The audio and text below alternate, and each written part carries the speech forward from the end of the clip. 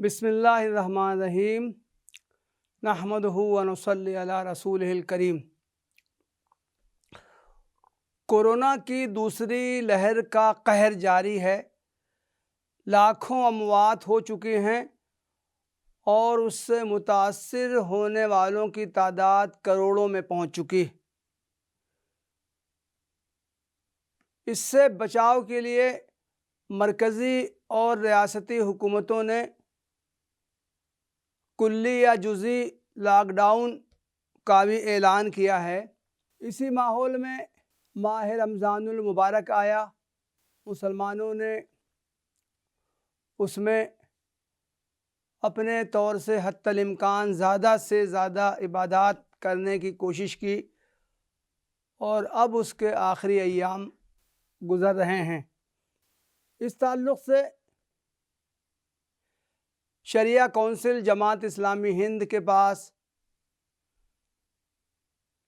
بہت سے افراد کی جانب سے اس طرح کے سوالات آئے ہیں کہ رمضان المبارک کے آخری ایام میں ہمارے معمولات کیا ہوں، عید الفطر کی نماز ہم کیسے پڑھیں، اس سے پہلے جمعۃ الوداع کی نماز ہم کیسے ادا کریں۔ ان سوالات پر شریعہ کونسل جماعت اسلامی ہند میں غور کیا گیا اور اس کے تعلق سے کچھ مشورے اور ہدایات دی گئی ہیں۔ میں بہت اختصار کے ساتھ اس وقت اس کی وضاحت کرنا چاہتا ہوں۔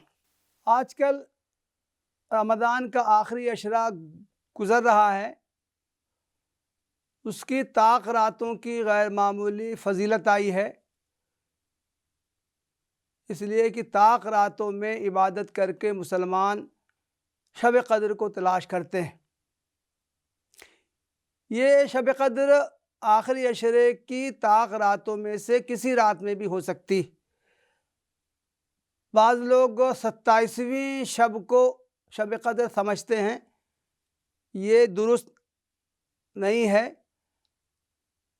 تمام طاق راتوں میں عبادت کرنے کی کوشش کرنی چاہیے۔ اس کے لیے مسجدوں میں جمع ہونے کی ضرورت نہیں ہے، زیادہ سے زیادہ انفرادی عبادت کرنے کی کوشش کرنی چاہیے جو گھروں میں بھی ہو سکتی۔ دوسری بات یہ ہے کہ جمعۃ الوداع کی کوئی خاص فضیلت نہیں ہے، جیسے دوسرے جمعے ہوتے ہیں اسی طرح جمعۃ الوداع بھی ہے۔ مساجد میں نماز کی ادائیگی کے لیے جو حکومتی ضوابط بیان کیے گئے ہیں ان کی ہمیں پابندی کرنی چاہیے۔ مسجد میں جتنے افراد کے آنے کی اجازت ہو وہ ماسک کا استعمال کرتے ہوئے اور سماجی فاصلہ برقرار رکھتے ہوئے نماز ادا کریں۔ جہاں اجازت نہ ہو وہاں گھروں میں بھی نماز ادا کریں۔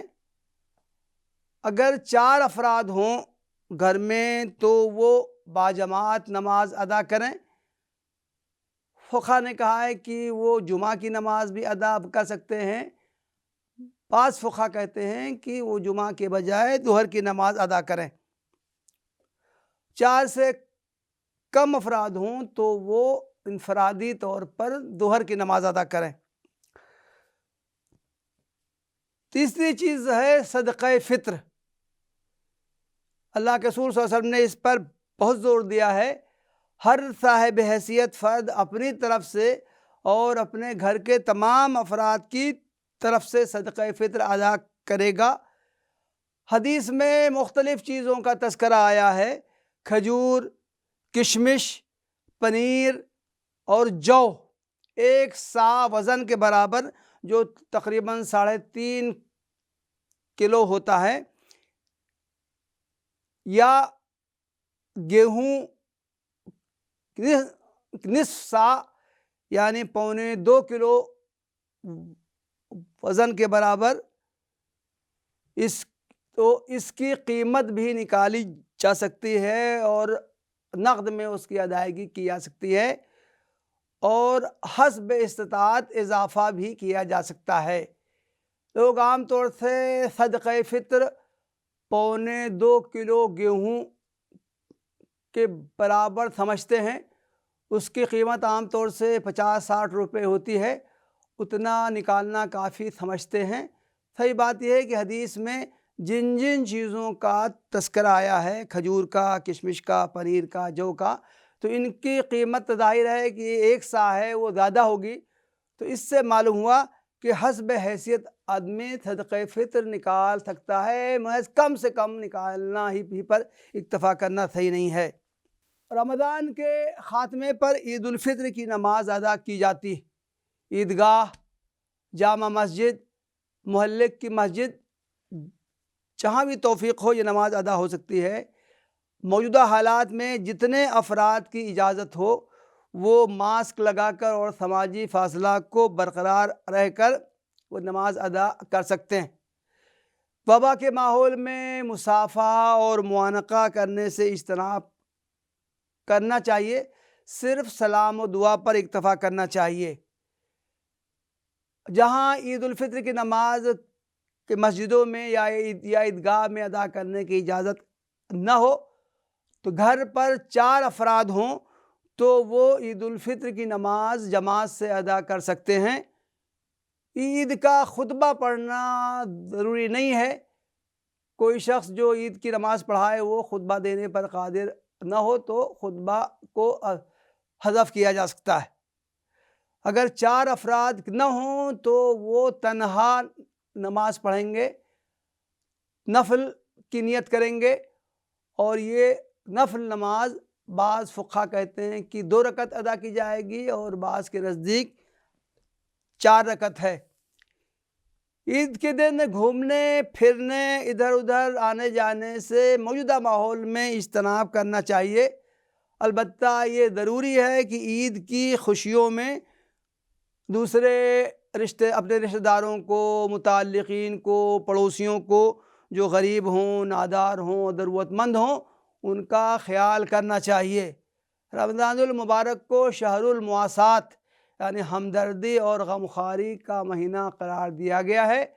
ہمیں دوسرے ضرورت مندوں کی ضرورت کو پورا کرنے کی کوشش کرنی چاہیے۔